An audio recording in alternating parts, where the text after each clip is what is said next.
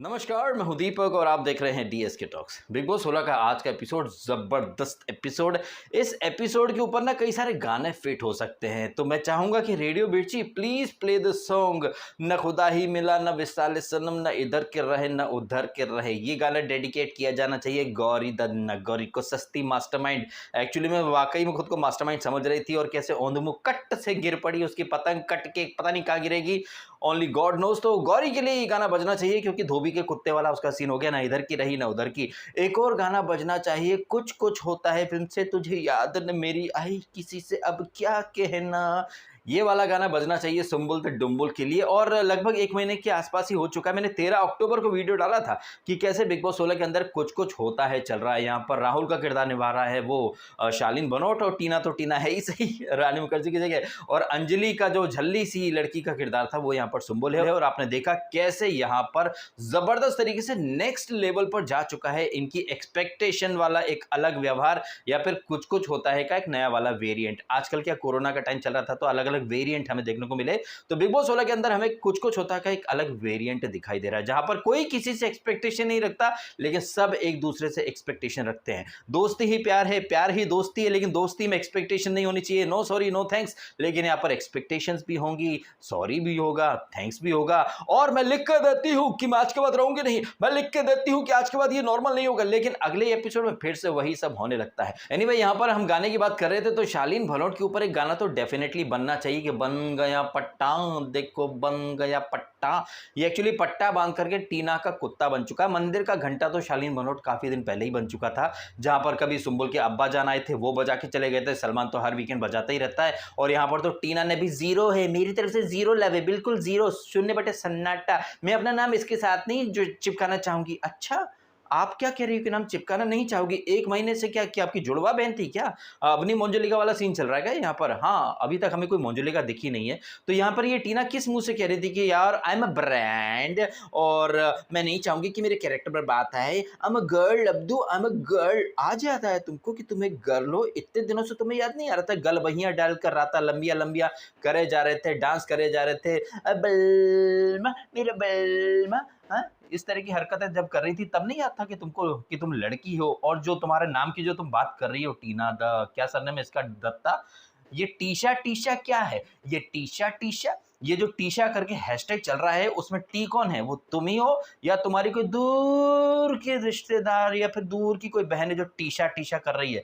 नाम के पर्चे तो ऑलरेडी छप चुके हैं तुम्हारे बाहर, तुम्हारे क्लिप भी काफी वायरल हो रहे हैं, वर्कआउट लिपस्टिक लगा के मेरा बलमा।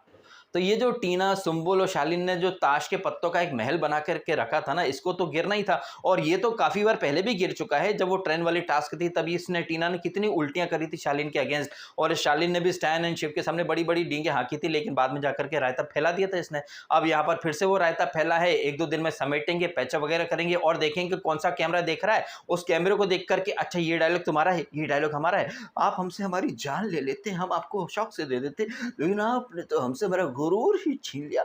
मैंने आपसे ये गुजारिश नहीं की थी शालीन भनोट कि आप मेरे लिए पूरा बगीचा लेकर के आ जाए, लेकिन मैंने आपको अगर 1 फूल दिया था तो बदले में 2 फूल तो मैं चाहती थी।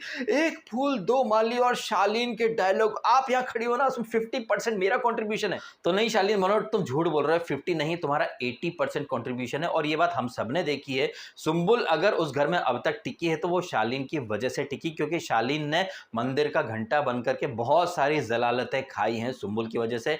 कभी सुम्बुल के पप्पा जान, कभी सलमान, कभी कोई कभी कोई कभी कोई। उसके बावजूद हमें सुम्बुल के अंदर कोई इंप्रूवमेंट या फिर एक पैशन होता है ना, वो दिखाई नहीं दिया। लेकिन सडनली जैसे ही साजिद खान ने इसको सेव करा वो 25 लाख वाली टास्क के बाद से, मुझे ऐसा लग रहा है कि कन्फेशन रूम में बुला करके सुम्बुल को कोई नई स्क्रिप्ट पकड़ाई गई होगी।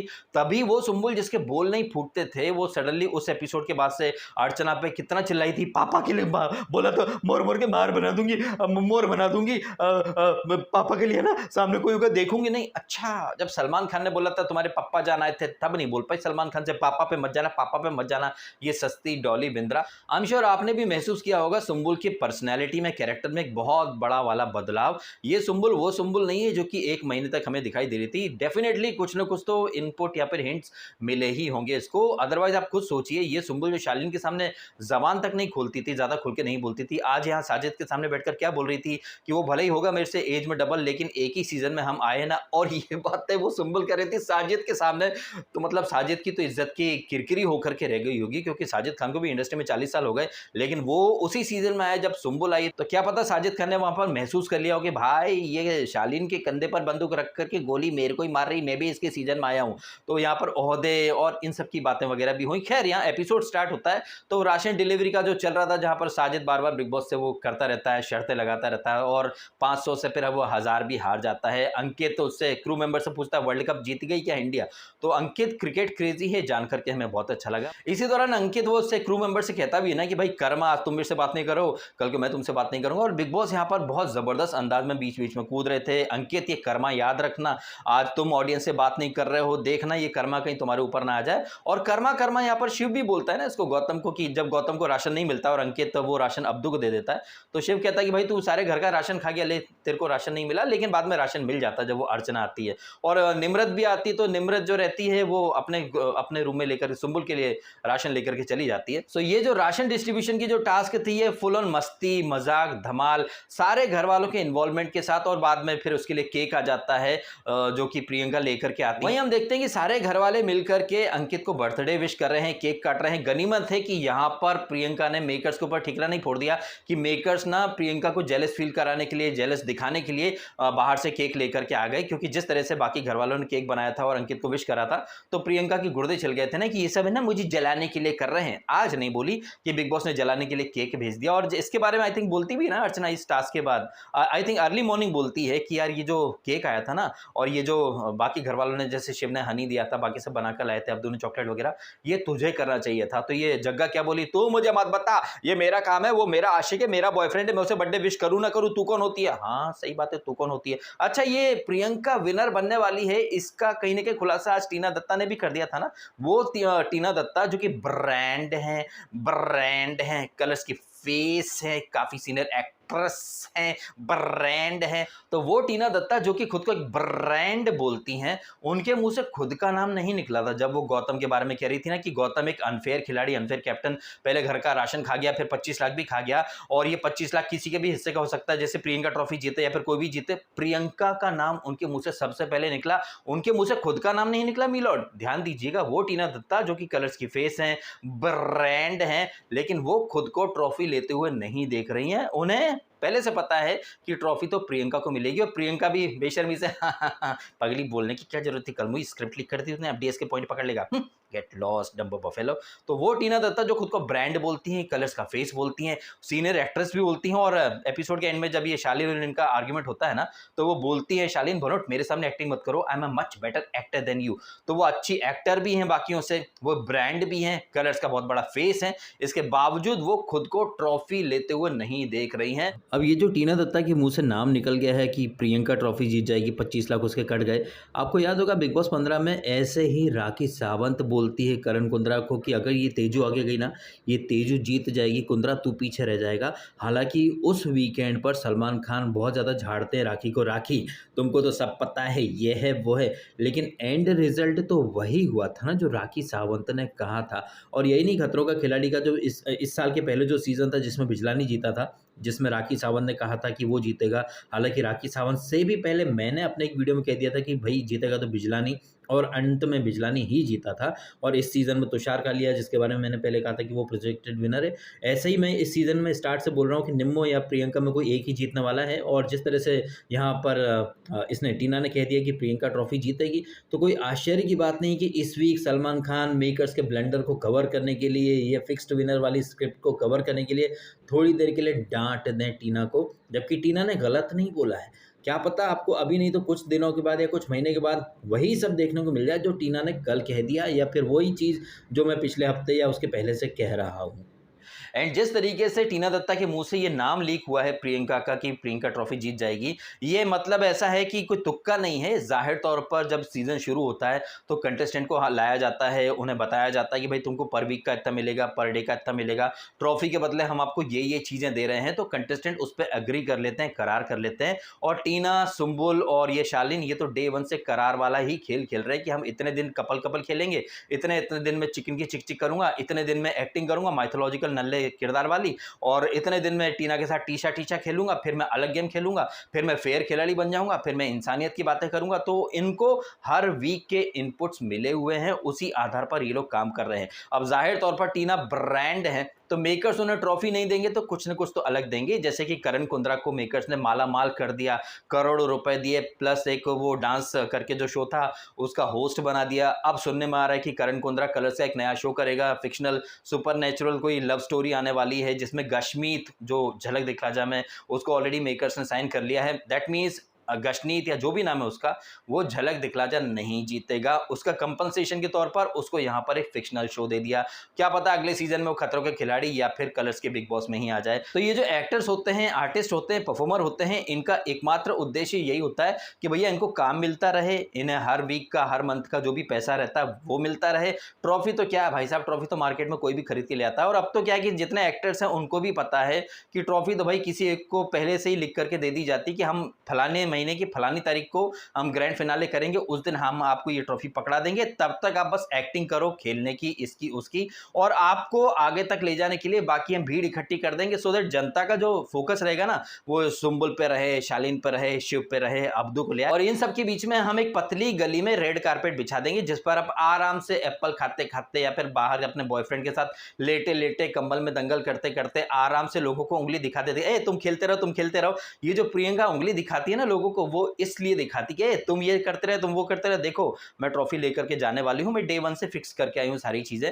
तो कैसे ये चीजें होती हैं आपको समझ में आ जाना चाहिए। इतना सब देखने के बावजूद अगर आप कलर्स फेसेस को ब्लाइंडली सपोर्ट कर रहे हैं और आपको लग रहा है कि आपके एफर्ट से या आपके वोट से वो लोग जीत रहे हैं, तो आपके एफर्ट्स या आपके वोट उतने ही यूजफुल है जितना कि माधुरी दीक्षित के गले में पड़ा हुआ ये दुपट्टा, ये हो या ना हो कोई फर्क नहीं पड़ता, बिकॉज दुपट्टे को जहां होना चाहिए दुपट्टा वहां नहीं है। उसी तरह आपके एफर्ट्स, आपके सपोर्ट, आपके वोट सारे डस्टबिन में जाते हैं। मेकर्स शीतल की कृपा से ऑलरेडी डिसाइड कर लेते हैं और आप लोग लग जाते हो क्राउड में कि हाँ मेरी वजह से, मेरी वजह से। जैसे मेरे पीछे जो आप दीवार देख रहे हैं वहां पर ईंटें लगी हैं, वहां हर ईंट को लगता है कि इस ईंट के बूते ही पूरी दीवार खड़ी है और एक ईंट निकल जाएगी तो दीवार गिर पड़ेगी। जी नहीं, ऐसा नहीं होता है। सो बेटर होगा कि जितनी जल्दी आप इस रियलिटी शो की असली रियलिटी समझ जाएं और शो को सिर्फ मनोरंजन वाले पॉइंट ऑफ व्यू से और एक दूसरा दृष्टिकोण जो कि मेरा दृष्टिकोण है कि मेकर्स के दावे क्या होते हैं, वो वादे क्या क्या करते हैं, कंटेस्टेंट रियल हैं फेक है और कैसे पब्लिक को CHU ये लोग बनाते हैं, मैं उस नजरिए से शो को देखता हूं। और अपना वीडियो शुरू करने से पहले मैं डिस्क्लेमर में ये सारी चीजें लिख देता हूं कि मेरे लिए कंटेस्टेंट बाद में आते हैं, उनके फैंस बाद में आते हैं।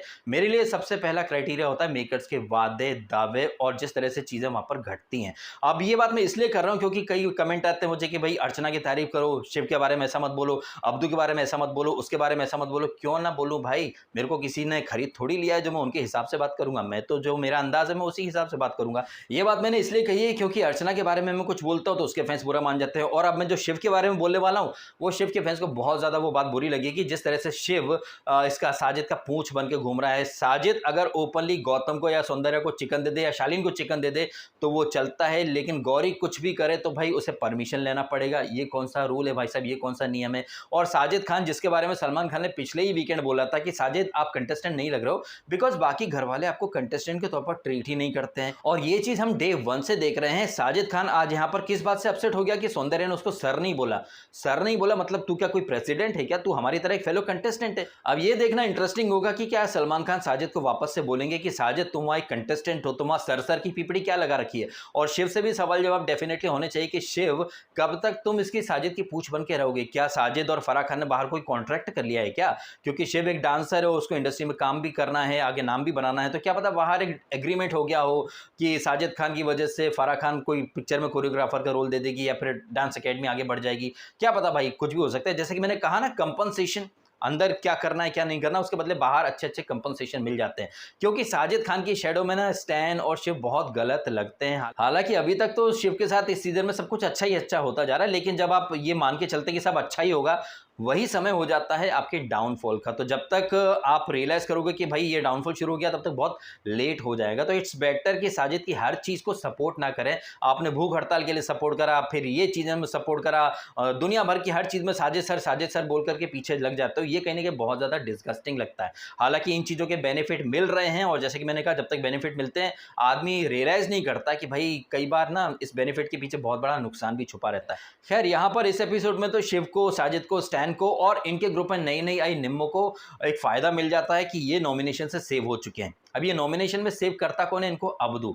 आप सामान्य तौर पर देखते हैं कि कप्तान को सिर्फ एक व्यक्ति को सेव करने का या एक व्यक्ति को नॉमिनेट करने का अधिकार मिलता है, लेकिन यहां पर अब्दू को सीधा चौका मारने का एक अधिकार मिल जाता है, और वो अब्दू जो अंग्रेजी में बात करता है। अब देखिए, अब्दू फैंस भी बुरा मान जाएंगे मेरी बातों का, लेकिन मैं तो भाई शो के फॉर्मेट और रूल की बात कर रहा हूं। ये बिग बॉस ही है ना जिसने गौतम को बोला था कि यार तुम खुद अंग्रेजी में बात करते हो, आप कैसे कप्तान बनोगे। इस बिग बॉस ने निम्रत को टोका था, सजा दी थी कि बिग बॉस हम हिंदी शो में हिंदी नहीं बोली जाती। ये ठीक है कि अब्दू हमारे देश का नहीं है, लेकिन है तो वो भी एक कंटेस्टेंट ना। जब सलमान खान साजिद के बारे में बोल सकता है कि यार साजिद को आप लोग एक कंटेस्टेंट की तरह ट्रीट नहीं कर रहे हो, लेकिन क्या सलमान खान और खुद बिग बॉस अब्दू को एक सामान्य कंटेस्टेंट की तरह ट्रीट कर रहे हैं क्या? बिल्कुल नहीं कर रहे हैं। अब्दू इधर कैप्टन बना, उधर सलमान खान ने डिक्लेयर कर दिया बेस्ट कैप्टन एवर। उसके बाद उसको इतना प्रिविलेज मिल जाता है कि वो एक साथ 4-4 लोगों को सेव कर सकता है। उसके बाद खुद बिग बॉस भी अंग्रेजी में बात कर रहे थे। देखिए, जैसा कि मैंने कहा कि मेरे लिए ना मेकर्स के वादे और दावे सबसे बड़ा क्राइटेरिया होता है। सलमान खान कहता है कि शो बायस्ड नहीं है, बिग बॉस ने कहा था कि कोई डिस्क्रिमिनेशन नहीं होता है, लेकिन यहां पर आपको ओपन बायस्ड अप्रोच और डिस्क्रिमिनेशन भर भर के देखने को मिला है। अगर गौतम हो या फिर शिव हो, उनको एक ही व्यक्ति को सेव करने का अधिकार मिलता है, लेकिन यहां अब्दू को 4-4 लोगों को सेव करने का मौका मिल गया। ये कुछ और नहीं था, गौरी को नॉमिनेशन में लाने की निंजा टेक्निक थी। अब यहां पर निम्मो सेव हो जाती है और शिव और स्टैन और साजिद भी सेव हो जाते हैं। अब ये बनते हैं शॉपकीपर। अब कैप्टेंसी टास्क शुरू होती है, वहां पर 3-3 करके लोग आएंगे, जैसे कि शालीन कहें, गौरी कहें और अर्चना कहें। अपने बारे में आप बताइए और आप इस शो में क्या कंट्रीब्यूशन दे रहे हो, क्योंकि यहां पर नॉमिनेशन टास्क का सबसे बड़ा क्राइटेरिया यह था कि वो कौन कंटेस्टेंट है जो कि शो और दर्शकों को बिल्कुल बोर कर रहा है, कोई इन्वॉल्वमेंट नहीं दिखा रहा है। तो ये तो पता था, जैसा कि इसने शालीन ने भी कहा था सुंबुल को कि शून्य बुद्धि है तुम्हारी, तुमको क्या लग रहा था तुम सेव होती? अरे तुम सेव नहीं होती, वो तो मैंने तुमको गलती से एक गुलाब दे दिया, लेकिन तुमको शायद वो भी नहीं मिलता। तो ये बात तो एक कड़वा सच है कि अंकित और सुंबुल शो में बिल्कुल कंट्रीब्यूशन नहीं देते, लेकिन फिर भी यहाँ पर अंकित सेव हो गया है और सुंबुल जो है वो नॉमिनेशन में चली जाती है। अब इस टास्क के दौरान हमें कई सारे लोगों की हिपोक्रेसी या दोगलापन देखने को मिला, जो कि खुद बिग बॉस ने भी हाईलाइट कर दिया। वो गौतम जो कि शालीन से 36 का आंकड़ा रखता है, उसके सामने यहाँ पर गौरी नगोरी भी थी, जो कि उसकी नई नवेली भी दोस्त बनी थी। तो यहाँ पर गौतम ज्यादातर जो गुलाब के फूल थे वो शालीन को देता। आई थिंक शालीन के पास कितने थे, कुछ 16 के आसपास ऐसे थे, और गौरी नगोरी को सिर्फ 3 मिले थे। और ये गौरी नगोरी जो कि आधी रोटी छोड़ करके पूरी को लेने के लिए भगी थी, लेकिन पूरी भी नहीं मिली और आधी भी हाथ से गई। इनफैक्ट अगर हम एक मोटे मोटे तौर पर देखें ना, तो गौरी नगोरी की जर्नी उस पागल इंसान की तरह रही है जो जिस डाल पर बैठी है ना उसी को काटने में लगी और धड़ाम से गिर गई। क्या मिल गया गौरी तुमको? है तुम गौतम और सौंदर्य की बातों में इस कदर आई कि तुमने अपने ही पैर पर कुल्हाड़ी मार ली। अगर यहां पर अब्दू तुमको मान लीजिए सेव नहीं भी करता, तो एटलीस्ट शिव, स्टैन, साजिद, अब्दू ये मेक श्योर करते कि भाई ज्यादा से ज्यादा गुलाब के फूल तुम तक आए, लेकिन तुमने अपने ही पैर पर कुल्हाड़ी मार ली। एक छोटा सा आर्ग्यूमेंट होता है शिव का इसके साथ टमाटर की बात पर, वहां पर मैं समझ रहा हूं कि शिव ने बहुत ओवर रिएक्ट कर दिया है, इतना ओवर रिएक्ट नहीं करना था, but at the same time Gauri को भी थोड़ा सा सोच समझ करके अपना गेम खेलना था ना। अब गौरी को क्या सलमान खान ने मास्टरमाइंड बोल दिया था, तो ये गौरी नगोरी समझने लग गई कि वो आराम से मास्टरमाइंड बन जाएगी, और वो समझने लग गई थी कि गौतम, सौंदर्य, अर्चना और ये प्रियंका जो कि इसको अपने रूम में बुला रहे थे, अर्चना ने तो ये तक बोल दिया तू मेरे बिस्तर पर आकर सो जा। तो गौरी को क्या लगा कि ये इसके बड़े जल्दी सगे बन चुके हैं, और इसने शिव एंड गैंग को टोटली मतलब इग्नोर करना शुरू कर दिया। इसका फायदा क्या मिला? क्या रत्ती भर फायदा मिला इसको? गौरी को बिल्कुल नहीं मिला। सिर्फ 3 वोट मिले इसको, जबकि ये गौतम भाग भाग करके शालीन को वोट दे रहा था। इस शालीन ने सौंदर्य के बारे में क्या क्या बातें की थी, इसके बारे में बिग बॉस भी ये चीज हाईलाइट करते हैं, और सौंदर्य तो बोलती भी है ना कि तुम कितने स्माइललेस हो यार, तुम्हारे सामने जैसे से भद्दा मजाक करा था, तुमको सबके लोगों की गुड बुक्स में रहना, लेकिन प्लीज मुझसे ये एक्सपेक्ट मत करना। लेकिन क्या खुद सौंदर्य डिप्लोमेटिक नहीं थी क्या? वो भी तो लोगों को खुशी कर रही थी ना, जिसके बारे में बिग बॉस ने सौंदर्य को झाड़ करके रख दिया कि वो गौरी से तो सॉरी सॉरी बोल रही थी, लेकिन जब ये गुलाब के फूल देने की बारी आई थी तब उसने खुद इसको गौरी को फूल क्यों नहीं दिया। अब यहाँ पर ये अर्चना या फिर प्रियंका के फैंस कहेंगे कि भाई वो जो शॉपकीपर्स थे वो गुलाब के फूल नहीं दे रहे थे। अगर शॉपकीपर्स गुलाब के फूल नहीं दे रहे थे तो गौतम ने 16 गुलाब कैसे पकड़ा दिए शालीन को? जाहिर तौर पर गुलाब का फूल आप लेकर के आ गए हो, उसके बाद तो आप मतलब आप ही थे ना जिम्मेदार कि आप किसको दोगे। शालीन भनोट को 16 के आसपास गुलाब मिल जाते हैं और गौरी को मिलते हैं सिर्फ 3। आखिरी वाले राउंड में अंकित को कितने मिलते हैं? 8 मिलते हैं, प्रियंका को मिलते हैं 5। शालीन को 16 गुलाब, अर्चना को 11 गुलाब, टीना को 8 गुलाब, गौतम को 7 गुलाब, सुंबुल को 1 गुलाब, प्रियंका को 5 गुलाब, अंकित को 8 गुलाब। ये सारे गुलाब आसमान से तो नहीं टपक रहे थे ना, आपको कन्विंस करना था, आप लेकर के आ रहे थे। उसके बाद आप किसको वो गुलाब दे रहे हो ये तो आपके हाथ में था ना। जैसे कि अर्चना को प्रियंका ने काफ़ी गुलाब दिए, आई थिंक 11 के आसपास कुल गुलाब मिले थे इसको अर्चना को, लेकिन उसी अर्चना ने प्रियंका को वो लॉयल्टी रिटर्न नहीं करी जिसके बारे में प्रियंका गद्दार गद्दार बोल करके बवाल काट रही थी।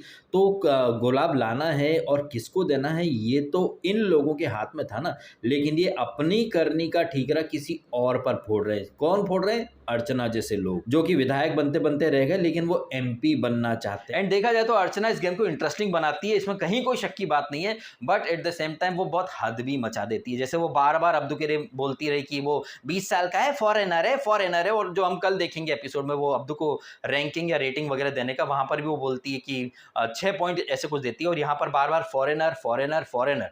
तो I think Gautam should be the last person जो ये फॉरेनर की पीपड़ी बजाए, क्योंकि वो जिस पार्टी का टिकट लेकर के चुनाव लड़ी थी ना, उस पार्टी की मुखिया एक फॉरेनर ही है, जिन्हें हम लोग सोनिया गांधी के नाम से जानते हैं, जिनका रियल नाम क्या है? एंटोनियो मायनो। तो यहाँ पर अर्चना गौतम ने ये फॉरेनर की पीपड़ी बजा करके बैशिंग को एक जबरदस्त इन्विटेशन एक बार फिर से दे दिया है। एनीवेज, लास्ट वाले राउंड में प्रियंका नॉमिनेट हो जाती हैं, और उनके पहले सुम्बुल नॉमिनेट हो जाती हैं, और उनके पहले ये गौरी नगौरी नॉमिनेट हो जाती हैं, और बीच में हम देखते हैं तकरीबन आधे घंटे का वो मोनोलॉग चल रहा है, डायलॉग डिलीवरी चल रही है, भर भर के एक्टिंग चल रही थी इसकी, सुम्बुल की और शालीन की, और कोने में खड़ी ये मंथरा और केकई, क्या नाम था इसका, निम्मो, मेरी फेवरेट निम्मो, और वो जहरीली नागिन टीना दत्ता, सारी बातें सुन रहे थे चुगलखोर चाचियों की तरह। तो आप समझ जाइए ये लोग खुद को क्लासी बोलते हैं, सफिस्टिकेटेड बोलते हैं, जबकि कितने नकली, कितने फेक, स्पेशली टीना जैसे लोग, या फिर शालीन भनोट का नाम लें, या फिर गौतम का नाम लें, या फिर सौंदर्या जो कि बड़ी बड़ी बातें करते हैं, हम क्लासी हैं,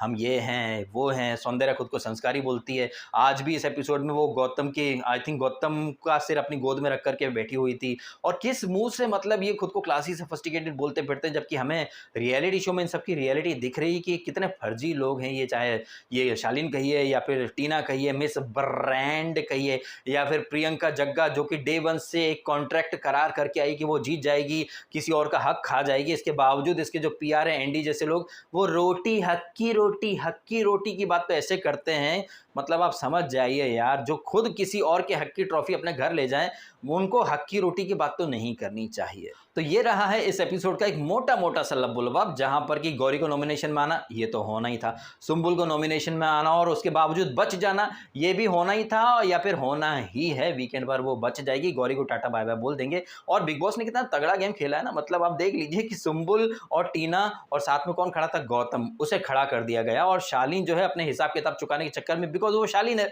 किसी ने उसको पप्पी दी है तो वो रिटर्न करेगा पप्पी दे करके, डेबिट क्रेडिट, तो गौतम ने शालीन को पिक करा था, गुलाब के फूल दिए थे, तो फिर शालीन उसको जाकर के एहसान तो चुकाएगा। लेकिन सुम्बुल को वो एक ही गुलाब दे करके आता है, और टीना को भर भर के दे आता है। तो शालीन की तो खैर प्रायोरिटी डे 1 से टीना ही है। अब ये तो सुम्बुल की गलत फहमी थी, जिसकी वजह से क्या है कि वो बहुत ज्यादा कहीं ना कहीं रो रही है, या फिर ब्लेम कर रही है किसी और को। लेकिन सुम्बुल को यही चीज तो उसके पापा जी भी आकर के बता के गए थे ना, कि नहीं तुम गलत लोगों की संगत में हो। तो सुम्बुल ने भी मतलब वही गौरी वाला काम किया है, जिस डगाल पर बैठी थी उसी को काट के रख दिया इसने। तो कहना गलत नहीं होगा कि सुम्बुल और गौरी, इनका सफर बिग बॉस का लगभग एक जैसा ही रहा है। ये अपनी गलतियों की वजह से इनको बैशिंग भी मिली है, और अपनी ही गलतियों की वजह से इन्हें यहाँ पर खामियाजा भी भुगतना पड़ रहा है। वहीं स्टैन भी कहीं ना कहीं एक दो तरफा गेम खेलता हमें दिखा। वो गौरी के मुंह पर गौरी की बात करता है, शिव के मुंह पर शिव की बात करता है, जबकि शिव ने पीठ पीछे कोई चुगली नहीं करी। इनफैक्ट शिव ने तो एमसी स्टैन का डिफेंड ही किया था ना, जब ये अर्चना मुंह चला रही थी कैसे कैसे लोगों को उठा लाते हैं, तो शिव बोलता है ना अर्चना से, जब तेरी जैसी आ चुकी है तो एमसी का लेवल तो तेरे से बहुत ऊपर, ये तो आना डिजर्व भी करता है।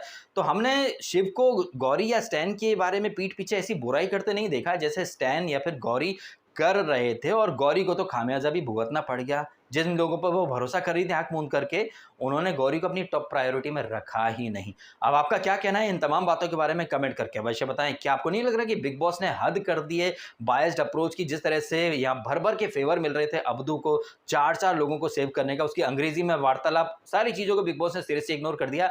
यही बिग बॉस अक्सर मुंह उठाकर बोल देता है ये हिंदी स्पीकिंग शो है, यहाँ पर हिंदी में बात करो, आप कप्तान थे, आप खुद रूल फॉलो नहीं करते हो, हम आपको हकाल देते हैं। लेकिन अंग्रेजी में बात करने वाला कैप्टन बेस्ट कैप्टन बन जाता है। तो बिग बॉस का ये जो दोगलापन था, इसके बारे में आपको क्या कहना है कमेंट करके अवश्य बताएं। और जिस तरह से Shiv and Stan, Sajid sir जहां पर ना तो उसी ग्रेट हो तोहफा कबूल करो, भाई साहब ये मतलब हद दर्जे का चापलूसपंती दिख रही है मुझे। आपको इसके बारे में क्या कहना है कमेंट अवश्य कीजिएगा। वीडियो अच्छा लगा तो इसको लाइक अवश्य कीजिएगा, और कीजिएगा चैनल को सब्सक्राइब यदि आपने नहीं किया तो। आपने समय निकाला, वीडियो देखा, आपका बहुत बहुत धन्यवाद। Thank you so much.